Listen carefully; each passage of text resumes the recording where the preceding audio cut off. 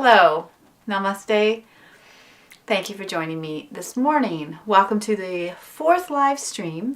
Let's get a little bit better at this movement in the live stream on YouTube. So today we're going to do a chair yoga practice. We're going to do a little bit of seated movements, and then we're going to do some standing movements for balance and a little bit for strength and a little bit for recruiting some muscles in the lower body. So of course, with all practices, I always encourage people to be curious. If something comes up that's just not feeling great for you, leave it out. You don't have to do everything. So you might be challenging, you might feel some stretch, but if it's numbness, pain, sharpness in the sensation, or if you can't take a deep breath, those are all signs that maybe it's time to back off, or maybe it's time to, or just to leave something out for now.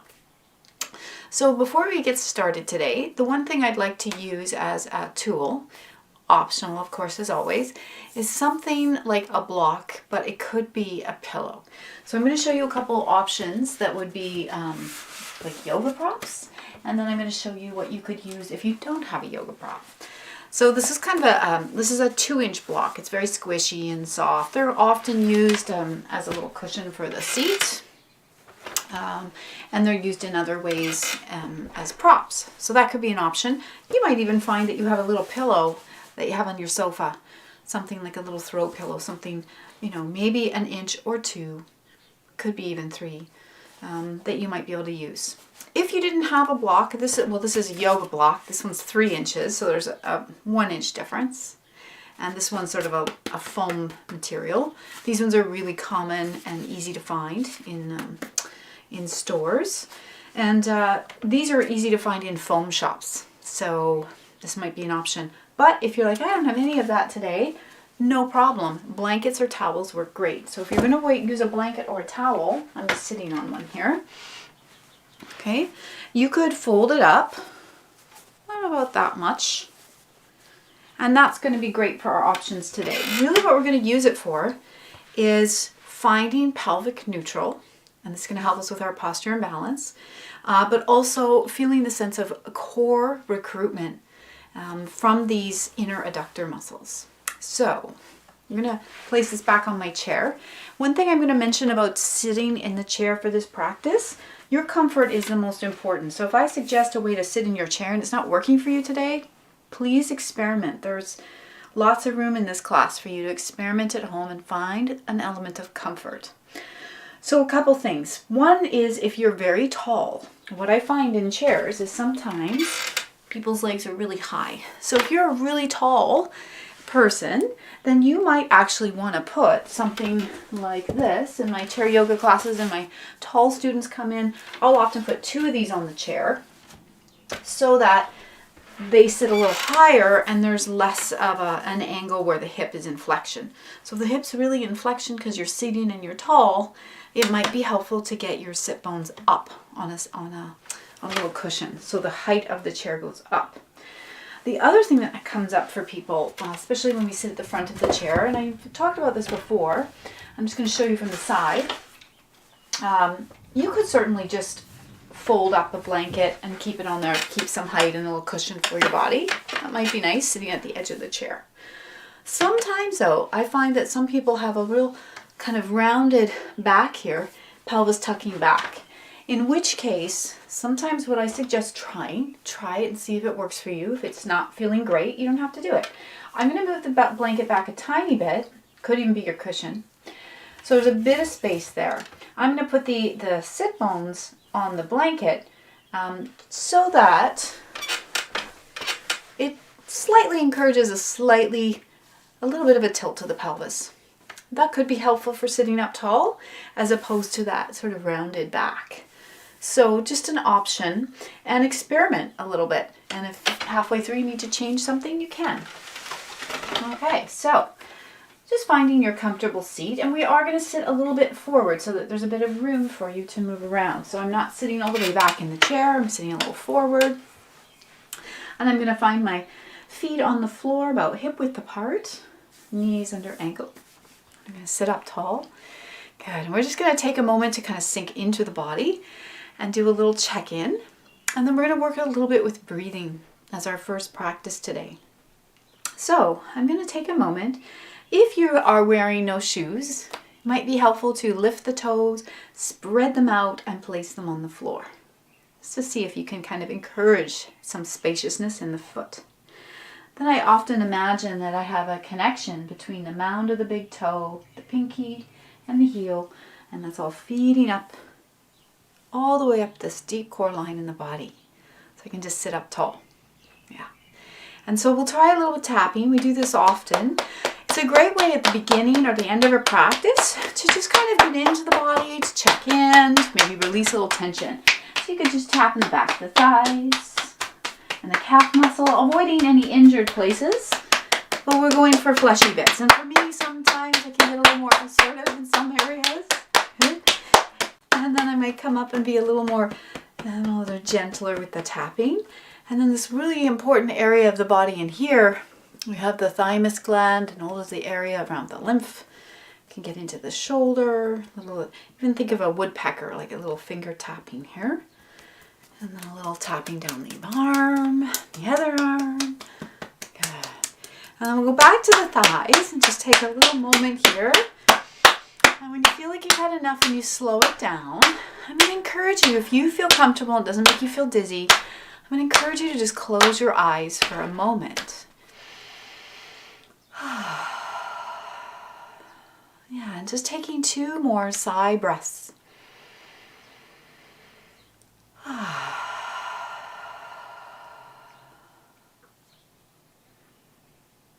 And it's just starting to notice your spontaneous breath coming in and out.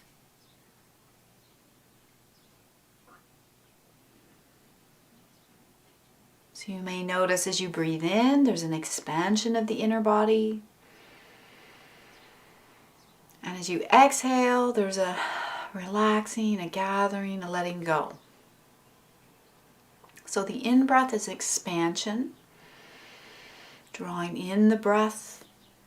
The exhale is a letting go, retreating, a gathering from the body. And this interplay happens every day in your body, on average about 20,000 times a day. So the first thing I'll encourage you in this practice is to remind yourself if anything comes up in the breathing practice that feels challenging, just to come back to your natural spontaneous breath. It's a great place to always return to in any type of pranayama practice if you find that you're straining or it's causing any agitation for you. So really finding effortless effort in our breathing practices is absolutely key. So we're not trying to force anything to happen if it's feeling uncomfortable. But what I wanted to talk about today at the beginning, there's 3 things I want to talk about. One is, we've already talked about, which is your spontaneous natural breath. There are so many ways to breathe. And so if you do return to natural breath practice, you might be a good opportunity to notice, do you breathe in the nose, out the mouth regularly? Do you breathe in the nose, out the nose regularly? Well, what is the pattern that's there for you? It's there for you all the time, but sometimes we just don't notice because it's an automatic process in the body. In fact, breathing is one of the autonomic nervous systems, automatic systems that happens in the body that we can control. We can't control our heart rate, we can't control our digestion, but we can control, or we can start to slowly alter and modify our breath for different results. So, their spontaneous breath could be in the nose, out the mouth. It's pretty common, which is fine. But in the nose, out the nose, if it's available to you, can add a little more oxygen to the body. So nasal breathing in general can be really helpful. So the first thing I'm going to encourage you to do is take a moment to just notice the breath coming in the nose and out the nose. That's it. In the nose, out the nose. Trying 2 more in your own time, just keeping the lips together, a little space for your back teeth so your jaw can stay soft. In the nose, out the nose.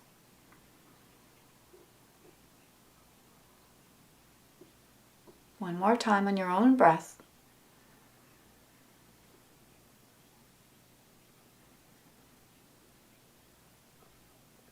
Good. So very common in yoga, we'll encourage people to breathe in and out the nose if it's available. Keeping the sigh breath or the exhale through the mouth for a once in a while. So when we exhale through the mouth, we release a little more carbon dioxide. There's a few different types of cleansing breaths. One is just a sigh. Just try one or two with me if you can.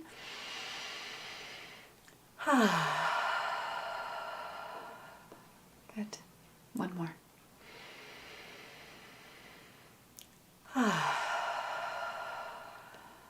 Good. Some breath practices, people will be encouraged to breathe in the nose, out the mouth with pursed lips. And we're going to use that today with a sound in order to connect to the core movements in the body. What I will also mention here is that when I'm seated and I'm just focusing on my breath, that might be slightly different breath practices or the breath in the seated pranayama practice than maybe in our movement practice, where we're also trying to add movement, and then maybe you just let your breath be spontaneous and natural. So keep that in mind.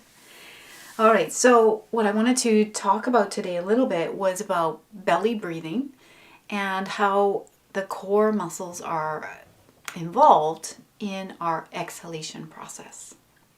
So for us to understand this, one thing we can just talk about briefly is your diaphragm and how it acts if we use the belly to breathe. So your diaphragm sits like a dome, kind of like a muscle like this. And for a lot of people, if they're breathing just in their upper chest, very shallowly, diaphragm doesn't really do anything. It's just going to stay where it is. But it's really meant to go down and up, kind of like this. Okay? So you can breathe your whole life and function quite well without using the diaphragm. However, when we use the diaphragm, this means we're getting deeper breath into the deeper parts of the lungs. We'll be encouraging a little more movement in the lungs, which is really helpful for keeping them healthy and keeping the muscles along the sides of the rib cage working optimally. But also this is going to help encourage our nervous system to stay calm. So belly breathing is a wonderful way to start to connect into your relaxation response in the body.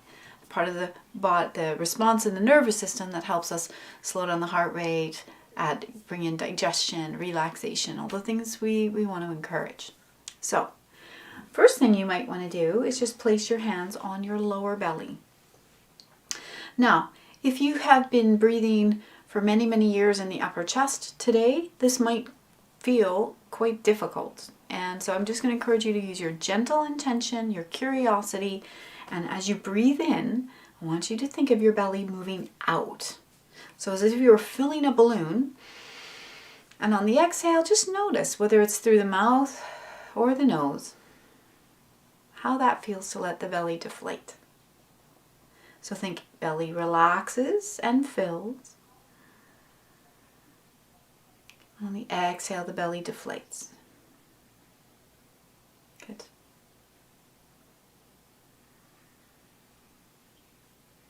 Okay. Wonderful. So we're going to add on to that today. So I would like to just talk a little bit about that deep core muscles in the body. So essentially what's happening when you're breathing in and letting the belly expand, the diaphragm is descending down, which means the abdominal muscles have to relax and go somewhere. So when the diaphragm is working and descends down, the belly will expand out. That's the in-breath. As you exhale and the belly starts gathering back, the diaphragm starts rising back up to its first position. Yeah, so we're going to add on to that a little bit. So really the core muscles quietly gather on the exhale and quietly relax on the inhale. So this might be a helpful practice for you to try. And so what I'm going to use is, it could be your folded up blanket, or it's going to be a block of some sort. So I'm going to use the yoga block because I have one, but just know you could fold up a little pillow or just fold up a towel so your legs aren't raped together and you have something in between them. These muscles in your inner thigh bones, these recruit into that deep core line and those abdominal breathing muscles. So I thought this might be a helpful practice for us to just notice. Okay. So if I'm just holding the block here, yeah, I'm not squeezing it, I'm just letting it kind of sit between my thighs, yeah. Now, if I was to start gently squeezing this block, let's just see what that feels like for you to squeeze the block. What do you sense? And then relax. So when I squeeze the block, I actually feel a little bit of my core muscles engaging, a little bit of the inner thigh muscles engaging. When I squeeze the block, I feel that gathering. When I relax, there's a little ease.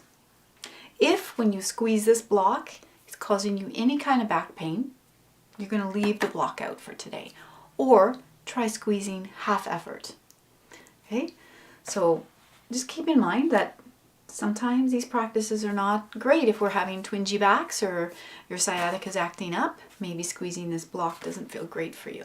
Just keep that in mind. Okay? All right. So now I'm going to add a sound to the breath. So the sound I'm going to use is like, almost sounds like a snake almost. So on the exhale, I'm going to make the sound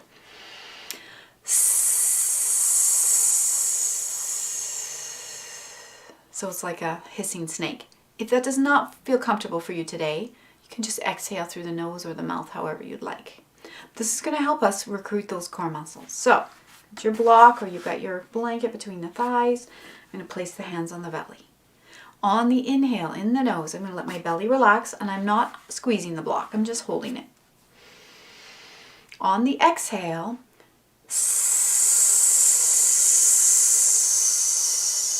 hug the block gently. On the inhale, relax your hug, let the belly fill. Exhale.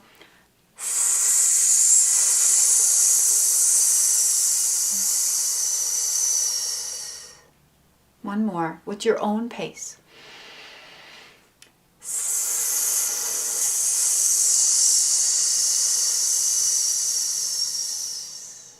Good. And then take a break. So this might be something that helps you kind of connect into those deep core muscles. The breath focuses on the core muscles engaging, and gently squeezing that block as you exhale will increase that sensation of the core muscles recruiting and engaging. So again, it's just something to try, and if it doesn't work for you today, you leave it out. All right, so if we can move the block out of the way for now. Now, if you're using a block or a blanket, you might even use it under your foot a little bit later as something to put your foot on as a prop. And then you might also use it again later standing in between the thighs as we find pelvic neutral. So it will be a useful thing to have, so keep it nearby. Okay, good. So let's we're on the edge of the chair. I'm going to sit up tall, and I'm going to take a moment to have my hands on my thighs. Yeah, and so we'll start at the rocking chair, which I just love to do as a warm up for the pelvis and the lower back. It gives it a little stretch. So I'm going to sit up tall, take a breath. As I exhale through the mouth or the nose, whatever's comfortable, I'm going to hinge forward and let my heels lift a little bit. Inhale, come up. Exhale, lean back, chin tucking into the chest. As I hinge back, toes might lift a little. So inhale up. Exhale forward, heels lifting. Inhaling up, heels come down, chin tucking in. Exhale, leaning back, toes lifting. Yeah, really thinking about what's going on in your pelvis as it hinges forward and the heels lift. You might feel stretch in your back.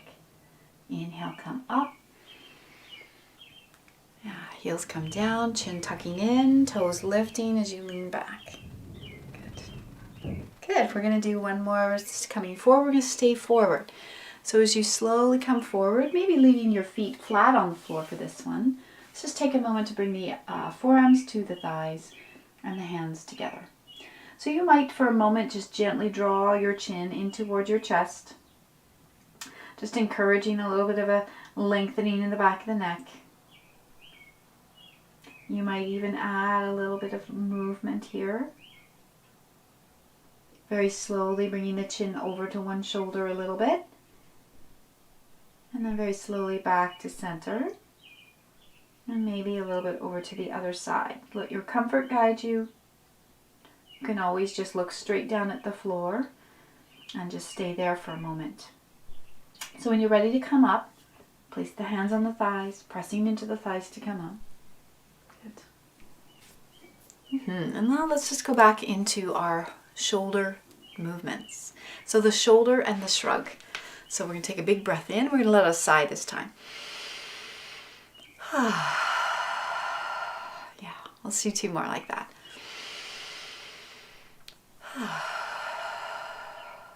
That's 1 more.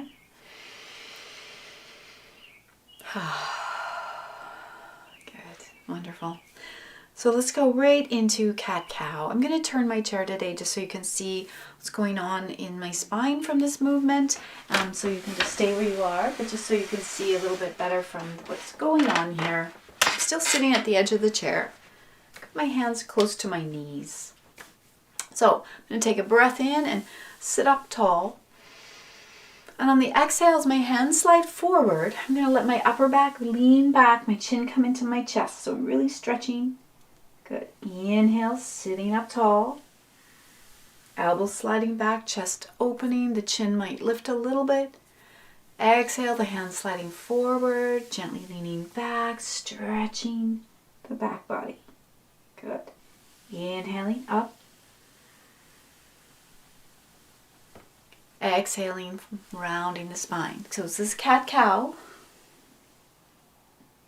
Good. So you might notice some movement in the pelvis, in the full spine. Your pelvis tilts forward, and then as you slide your hands forward, lean back, the pelvis tucks under a little bit. Good. Wonderful. Once you feel like you have enough, we'll come back to that first position here. And turn my chair back around. Okay, so we'll do our first seated twist, just a gentle warm up, and then we'll go into a slightly bigger twist for the shoulders. So I'm going to put the hands onto my thighs, and I'm going to sit up tall at center. And on the exhale, I'm going to choose one hand, let it slide towards my hip, and let the body turn, and let the head follow. The inhale, the head and the hand and the shoulder come back. On the exhale, I'm sliding the other way. And if it's comfortable for you, you might close the eyes unless that causes you any discomfort. And that might give you the opportunity to really sink into what you're sensing in the spine. Does this feel manageable for you? Is there ways that you could make this a little more easeful for yourself? That's it. Into center. Let's do 1 more each side. Exhale to turn. Inhale to center. Exhale to turn. Good. Very good. Okay. So we're going to do our first slightly bigger twist. It's called fingertips to sternum. So I'm going to take one hand. I'm going to start with my left hand. I'm going to take my left hand to my sternum. All right, the first thing I'm going to do is see if it's comfortable for me to extend my arm out to the side. My right arm is going to come to the outside of the left thigh. Really important that I allow my head to follow my arm. So I'm going to take a deep breath. I'm going to turn to look at the arm and keep going if I can. See where you get to. Once you go as far as you can go comfortably, take a nice deep breath. Yeah, and then slowly come back. Bending at the elbow, fingertips to sternum. Elbow relaxes. Yeah, little shoulder roll. In between here, that's sliding of the shoulders up, back, and down a few more times. You can always do these throughout the practice if you just need a little break. Good. All right, so I'm going to take my right fingertips to my sternum. I'm going to extend the arm out to the side. My left arm is going to come to the outside of my left thigh. Take a deep breath. I'm going to follow the arm with my head. Allowing the head to go with you is going to allow that deeper twist without straining the shoulder. Take a deep breath. And slowly come back. Fingertips to sternum. Elbow comes in. Very good.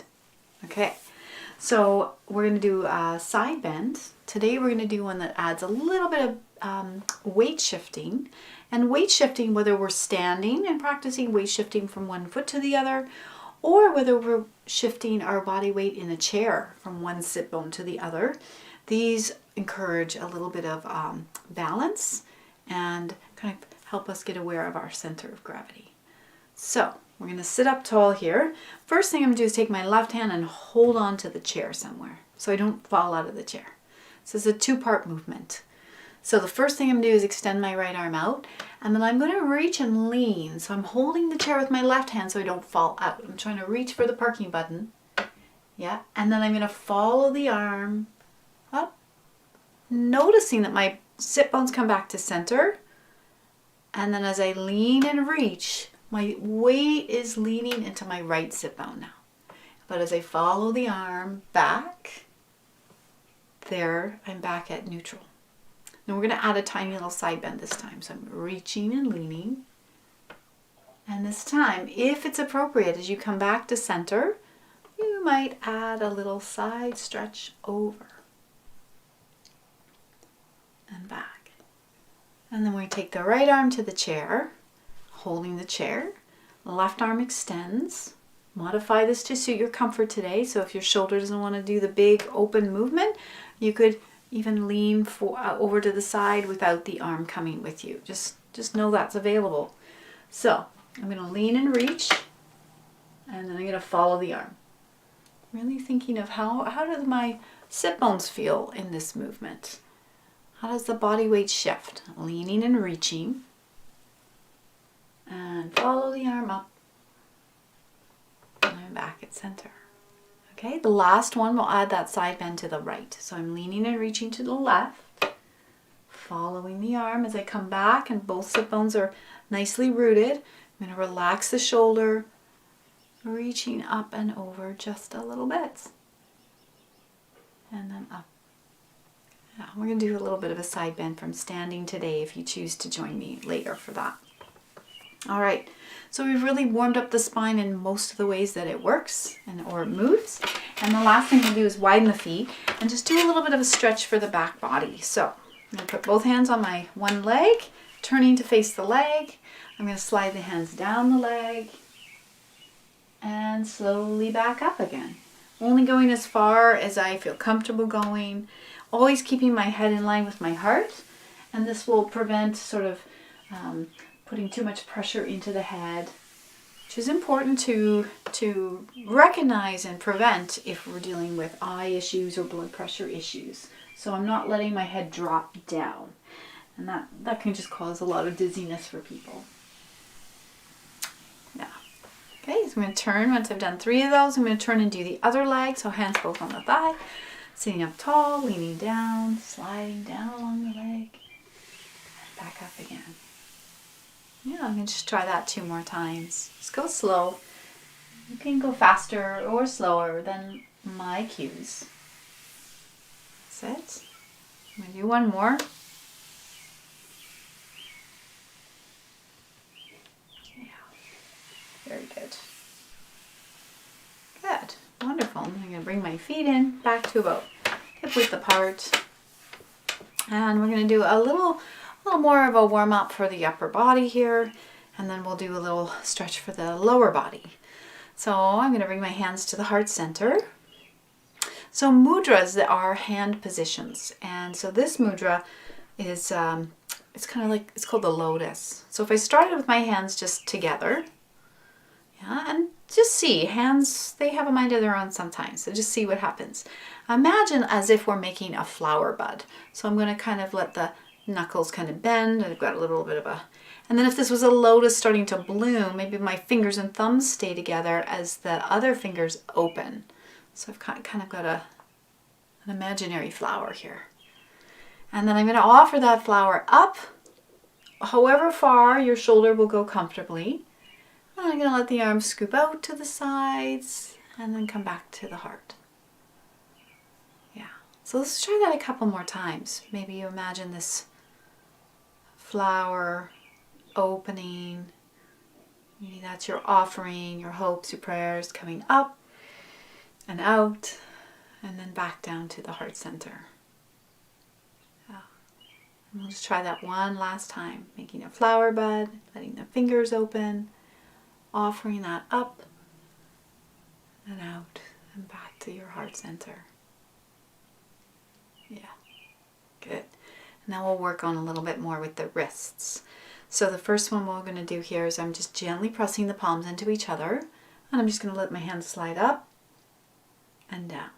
And as they slide down, you can experiment. How low do they go? At some point, the heel of the hands might come apart.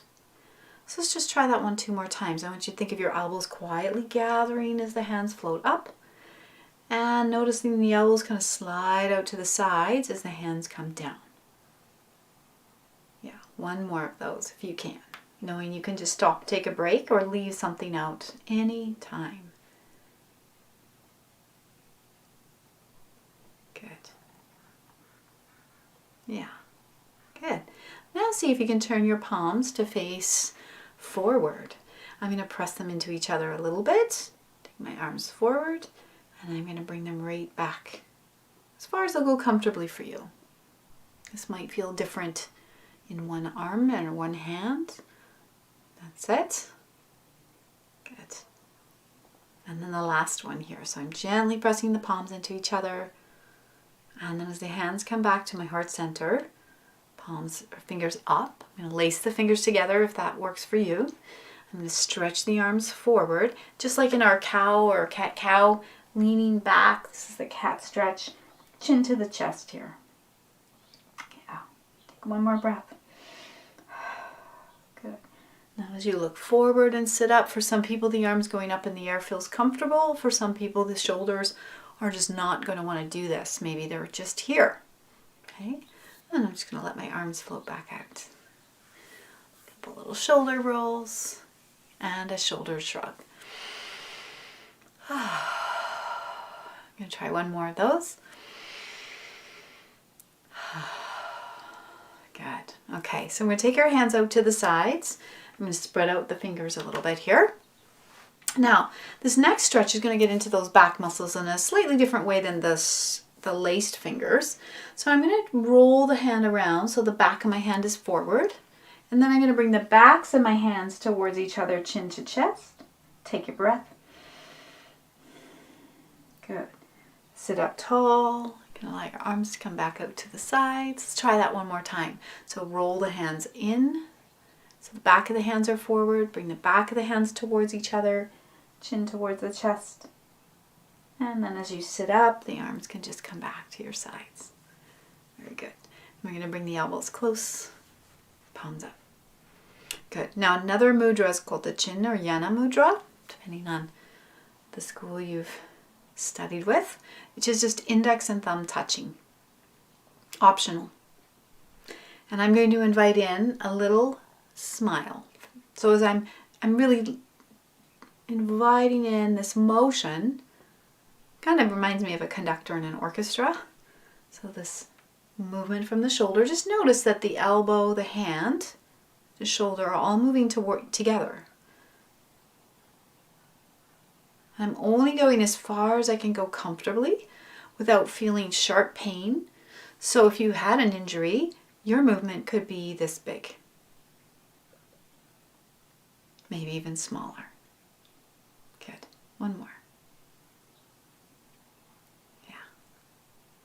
Good. Okay, so from here, we still have our mudra. Elbows are bent, palms facing up. I'm going to allow my elbow and my shoulder and my wrist to move all together, noticing that if you allow, so if I kept my elbows close, yes, I could do this. But I want you to explore what happens with our natural movement is if we allow, as the palm faces the legs, the elbows float out a bit, the shoulder rolls in a bit. So just notice that. Yeah. So the hand, the elbow, the shoulder, they all move. They all kind of work together here. You can see. So we're going to pause here with the palms facing the legs. Okay, I'm going to bring my hands a little bit higher. So they could be sort of mouth level. Now, if the elbows are floating out to the sides, the shoulders are going to be lifted. So I'm going to encourage my elbows to be heavy. So if they had weights pulling them down. And then it's a rainbow, basically. So it's the opposite of the first movement we did, but I'm still allowing my hand, my wrist, and my shoulder to move as one piece. Could be much smaller, could be this big. Yeah. Okay, so if I went all the way around, down to the bottom, I'd be where we started with our smile. Out to the sides, and the palms face down, and around we go. So a really nice movement for the shoulder. I'm just going to show you how you could modify this. So for me, it feels pretty good to do a big movement. Lots of people I encounter, though, have had an injury to the shoulder where this large movement, just they're hit with restriction or pain. Which might mean, instead of a big circle, like so, perhaps your movement looks a little bit more like this. I'm still allowing the elbow and the shoulder to come with me. Yeah. So these are all for the shoulder. Good. Yeah, one last time if you can. Good. Yeah, and then you can just shake out your hands. Good. Another one I like to do just for the wrists. Just be kind of imagining that you're painting the wool with your hands. Inhaling up, exhaling down if you can. Inhaling up, exhaling down. Good. Wonderful. Let's just take a moment now to address our feet. So, if it's available to you, I just want you to notice what it feels like just to lift your toes. Just like you were listening to music and tapping your toes. At first, this might feel fairly easy. Pretty quick though, I start to feel where the effort is, in the front of the shin and the front of the ankle. This movement is really great for creating strength in those lower muscles in the foot and the leg that are required for walking and required for our balance. So just the toe tapping, notice that. Okay, good. Okay, so now let's just notice the heels lifting. So at first, you might not notice much. After a while, I start to notice my calf muscle is working. You are starting to strengthen the arches in the feet. Yeah. So we already did this today because when we were doing our rocking chair, the heels were lifting and then the toes were lifting. Yeah. Okay. So what I would like to do today is add in some neuroplasticity exercises. Essentially, we're challenging the brain to do two different things at one time. So the first one I thought we could try would be the fingers, the movement of the hands and the movement of the feet. Okay, so let's just see. As the hands float up and the fingers are pointing down, let's lift the heels. And on the way down, as the fingers come up, heels come down, toes lift. Heels lift. Toes lift. Good. Heels lift. And toes lift. Yeah, let's try one more. Heels lift. And toes lift. Good. Yeah, and just take a moment here. All right. And so the next movement we're going to do is opposite sides of the body. This is also another way to challenge the brain, which is to do right side and left side together at the same time. So the movement today I thought we could do, I'm going to bring my elbows close, palms up, and I'm going to turn my palms down. There are two options for you today. One option is to just take your left hand to your right, right hand to your left. Second option would be to bring the leg up and just see if you can sit up tall and let the leg lift a little bit and the hand is touching. And then the arms, if you're feeling a little more energetic today, you could add a little bit of a larger movement, opposite hand, tapping opposite thigh, keeping the breath going. Good. Try one or two more. Good. Last two. Good. And then just take a moment here and let's just release your back. So hands on your thighs. Take a big breath. As you exhale, think of hinging at your hip crease forward. And once you're in a comfortable position here, lifting the heels to add that little extra stretch in your lower back. Good. And taking a moment in your time to slowly come up. All right, good. So we're going to take a moment now. We've warmed up lower body, upper body, spine. Let's work a little bit with our hamstrings. So I'm going to put my foot on a block. You could just put your foot on the floor, or you can use a block. Could be a book, or it could be that folded towel that you have. So whatever you have, even if it's a little bit lower, you could put it on that. Phone books. Some people have been using their phone books because they're not really used much anywhere for anything. So maybe your phone book can be a prop.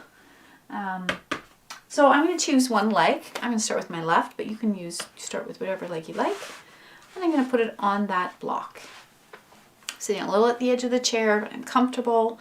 I'm going to put both hands on the other leg. So the one that is not on the block. This is not a stable surface, so we don't want to add extra pressure to that leg. Good. As I stretch the leg out, I'm just going to encourage you to notice what it feels like to point the toes and to flex the foot. So pointing and flexing.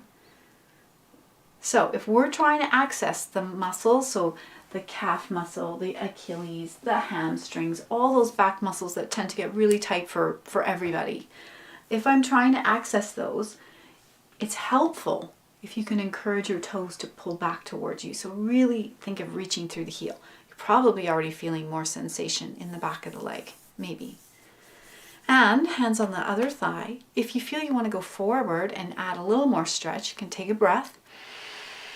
Hinging at the hip crease. I can press into that strong thigh bone as I come forward. Keep pulling those toes back towards you. Looking down at the floor. See if you can take 2 deep breaths.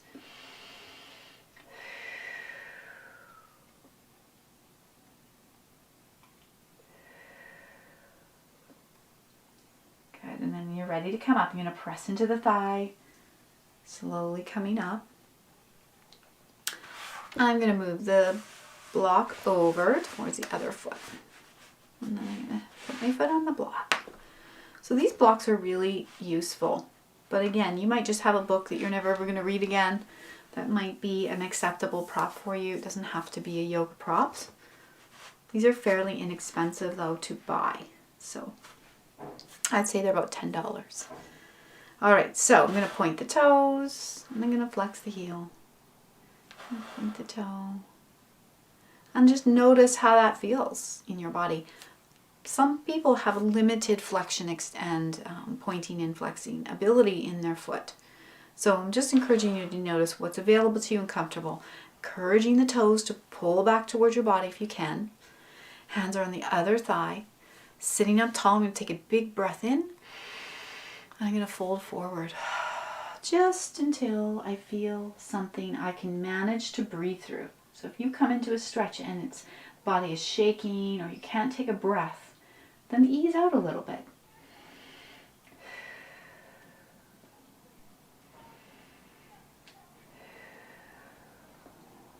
Good. When you're ready, pressing into the thighs, slowly coming up. Yeah. And then you can come off of your block. Okay. So at this point, let's come up for our standing movements. And so last week we worked with getting out of the chair. You've been doing this like breathing every day of your life. So if you have a way and a technique because of something in your body that's going on, of course you can use that. If you can, sit sideways so you can see. First thing I always encourage people to do is if you are sitting all the way back in your chair, try to scoot to the edge of the chair first. Then try to get your heels a little bit closer so the heels are under you a little more. And make sure the heels can touch the ground so that you can push into the heels, not the front of the foot to get you up. It's going to be a little kinder for your knees. Okay, so some people rock, some people are going to use the sides of their chair to help them. So there's lots of options. You could cross the arms over, hinging forward, pressing into the heels to come up. Yeah. Maybe try that 1 or 2 more times. So then bend the knees a little bit. Maybe the arms want to come out in front. Hinging at the hip crease. Sticking your bum way back. Make sure the chair is there before you sit down. So let's try that 2 more times in your own pace or 1 time. Hinging forward. You can even press into the thighs to come up. So I'm just showing you some different arm options. Bending the knees, hinging. Shift your weight into your heels as you stick your bum back. And then back down again. So the next time you stand, we're going to stay standing. So I'm going to gently hinge forward, pressing into the feet to come up. Good. All right, good. So I'm going to move my chair, but just know that you might, depending on what you're using today, you could come to the back of your chair if you just like to have something for balance. That might be a great option because we are going to do a little bit of strength for the outer hip today. So having something nearby that you can hold on to might be helpful. So you might walk around to the back of your chair, or if you are seated and you have a walker, you could just stand up and have your walker with the brakes on, or you could be at a countertop. There's lots of options here. Just make sure you have something. I'm going to move the chair so you can see my body. I'm going to move the chair. Okay. But make sure that you have it if you need it. I'm also going to use my block today. So again, it could be, I'm just going to show you. If you didn't have a block, you could take the blanket you were even sitting on today. Maybe you can fold it up, and perhaps you could put that between the thighs for a moment. If at any time this thing between your legs is feeling really uncomfortable, I'm going to encourage you to not use it today. Okay, so I'm going to use my block somewhere in the upper inner thighs. Okay. And I'm not squeezing it. It's just there. I'm just holding it there. And your feet will be as wide as they need to be to have that block between your thighs. So these inner thigh muscles, when I go to squeeze this, these feed into those core muscles. When those core muscles gather, it's going to help the tailbone lengthen and your pelvis come into neutral. So very common with posture, either if the upper body is rolling forward, here, the pelvis is going to tuck under, just so you don't fall over. The pelvis is a great compensator. It'll move in order to help your center of gravity so that you don't fall over. The other thing I see is maybe sort of an overcorrection, which is sort of sticking the chest out, and people think they're standing up really tall, but my back is really constricted here. Okay, I'm not squeezing the block right now, I'm just kind of holding it there. I'm over-exaggerating just to show you something very interesting. So here my tailbone, here's my pelvis. It's slightly tilted forward. This would over time aggravate my back. But if I gently, now I say gently meaning maybe 50% effort, not 100, but if I start squeezing this block, watch what happens to my pelvis and my tailbone. I hope you can see this. So I'm going to squeeze the block gently, and I'm going to press into the heels. So the squeezing I'm doing of the block is 50%. So I'm not squeezing it so much that these muscles are hurting or this is feeling uncomfortable. I'm just kind of hugging it gently, rooting into the feet. Okay, so now if you put your hands on your hip, even if you just put one on your hip, you may notice that your pelvis is somewhere in neutral. So it's not tilting forward, it's not tilting back, it's at neutral. Everybody's neutral is different. Okay, all right, good. So there is a breathing exercise that helps ground down into the floor. So I'm going to encourage you to try this just a few times, and this sometimes helps people start to understand that sense of grounding and rooting, and goes back to what we started with today, which was the belly breathing and the diaphragm. Okay, so you might add your arms to give you something to think about. What I want you to think about in this exercise, this is about grounding down into the floor with the feet as we breathe in, and then gathering back into our core as we breathe out. So I'm going to use the S breath just to kind of help me feel that sensation. You don't have to if you don't want to, but it is helpful for a lot of people. So the first thing I'm going to do is bend my knees a little bit, kind of sink into my feet, lift the toes, spread them out, and place them on the mat or on the floor. And then I'm going to gently straighten the legs and just hug that block 50% effort. And if at this point you're already thinking the block is just no fun, you get rid of it. If it's helping you feel a little more grounded and stable, stay with it. So I'm just kind of hugging it gently. So I'm going to bring my hands to my sides. I want you to imagine that we're going to breathe down into the feet on the inhale. On the exhale, we're going to bring it back up into the pelvic floor, essentially. So the movement is going to be inhaling into the feet, exhaling up. The hands are going to mimic what's happening. Okay, so it looks like this. And I inhale, I'm gonna let my belly fill, and I'm gonna breathe into my feet. I'm gonna imagine I'm breathing down into my feet as if I'm rooting the body. On the exhale, I'm gonna turn the hands.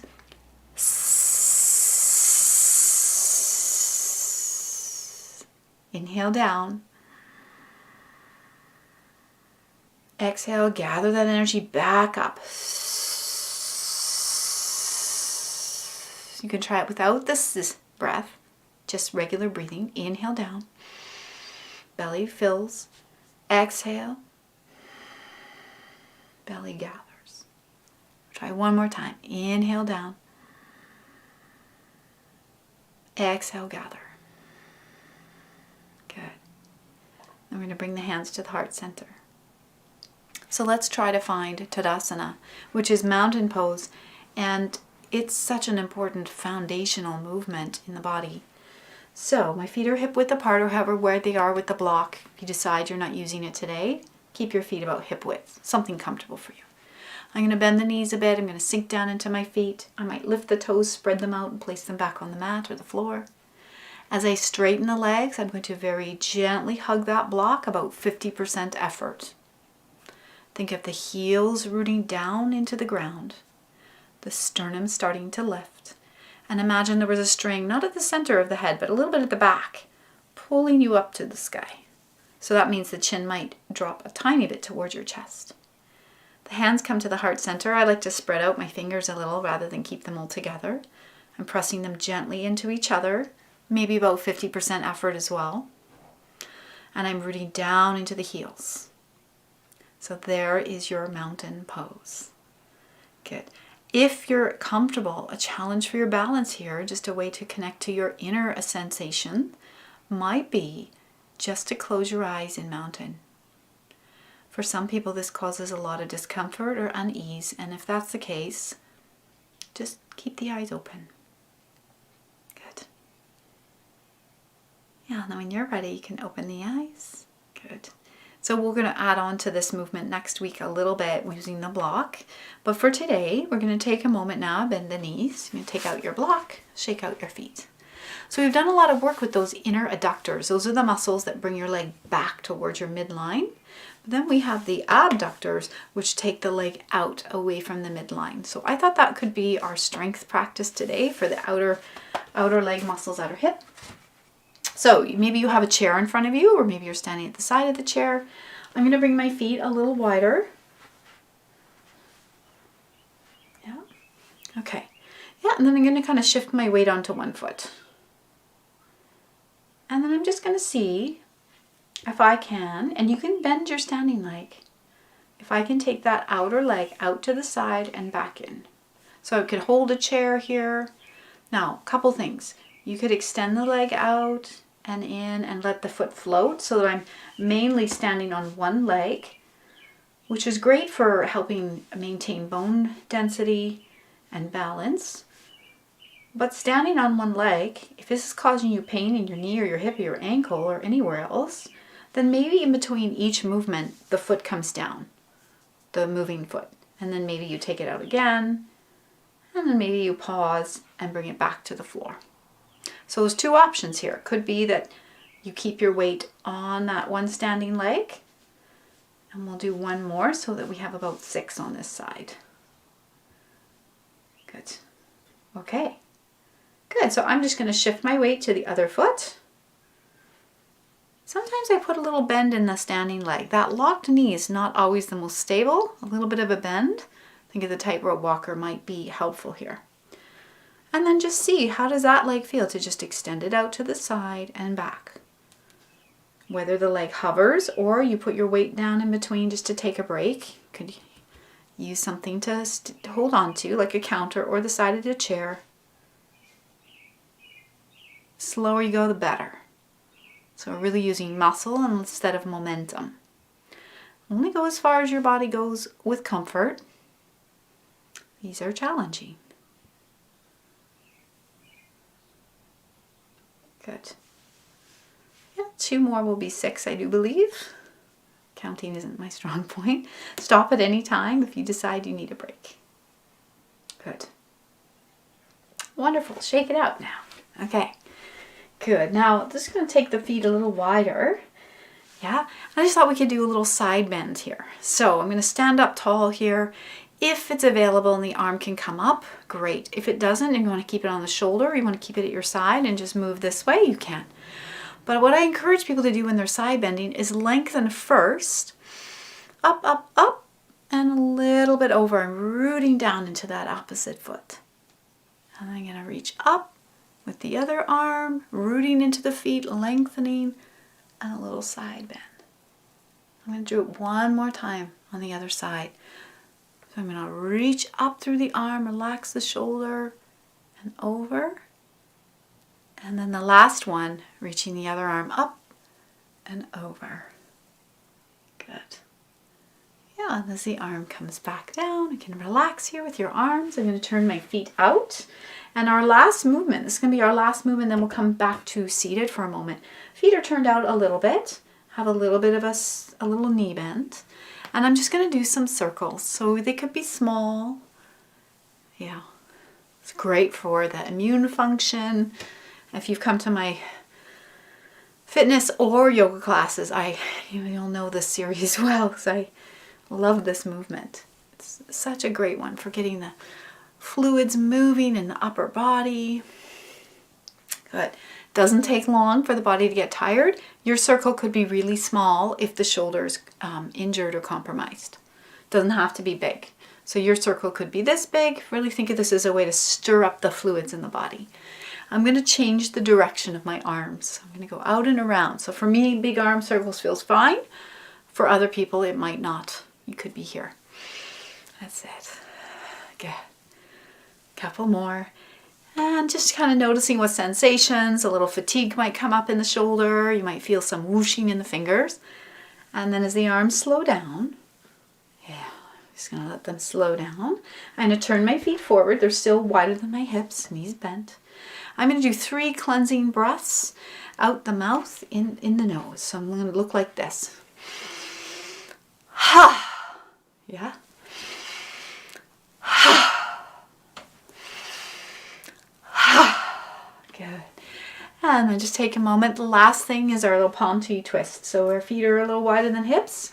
I'm going to gently let that one foot lift maybe. So the feet could stay flat and the arms could just, and the upper body.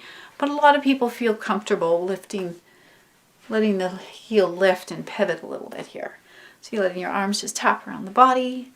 And as we slowly come to stillness now, if your balance allows, you could go back to closing your eyes. And as you come to a still point, just take a moment to notice how the body feels after those movements we just did. Sometimes people feel like a fuzzy, tingly sensation in the body or an awakened, enlivened sensation from the movement. And then when you're ready, you can open your eyes. Good. So on our way back to the chair today, I just wanted to invite in a little bit of that walking meditation. So last week I talked about the heel being the first thing to make contact with the floor. That's essentially a really good focus, whether you're doing a walking meditation or just really encouraging walking so we don't drag our feet. As if the heel is the first thing coming down, that means your toes aren't going to get in the way and trip you up. The meditation walking, and I'm just going to encourage you to do this to the round of your chair. The slower you do it, the harder it is. So you don't have to go really slow. But in your mind, you might think lifting the foot, moving the foot, placing the heel, stepping. Lifting, moving, placing, stepping. Lifting, moving, placing, stepping. So just do that around to the front of your chair. Just kind of go slow. Okay, at a pace that works for you.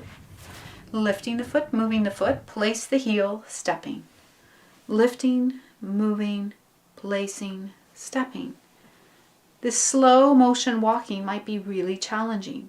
If you have a walker, you might have the opportunity to do this a little slower. Yeah, and then just eventually as you come around to the front of your seat, I'm just going to encourage you to get comfortable and sit for a moment. So bending the knees, hinging, make sure the chair is there, and there you are. Good. Good. So I'm going to encourage you to sit all the way back in your chair and just take a couple sigh breaths. Good.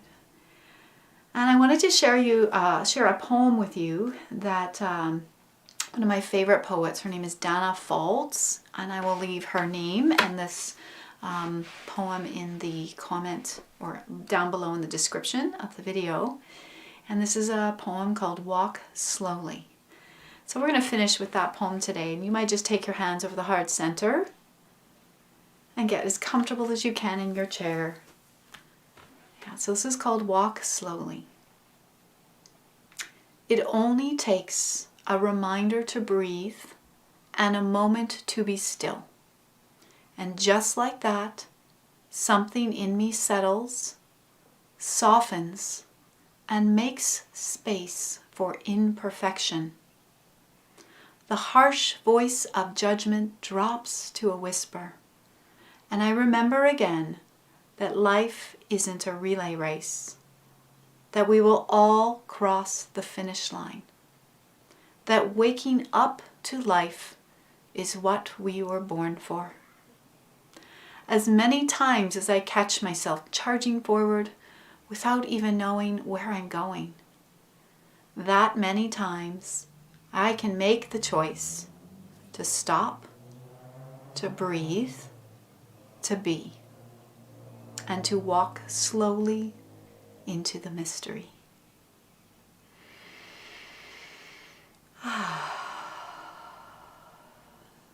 So just taking a moment here to thank yourself for showing up to do the practice.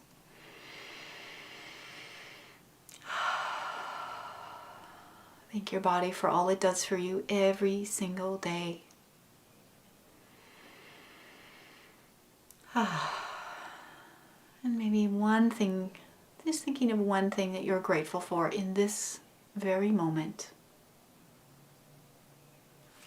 I'm so grateful that you joined me today, and I hope that I see you next week. And if you haven't already, if you press the subscribe button, then there's a notification button, then any videos that I post, you will be notified that they're there.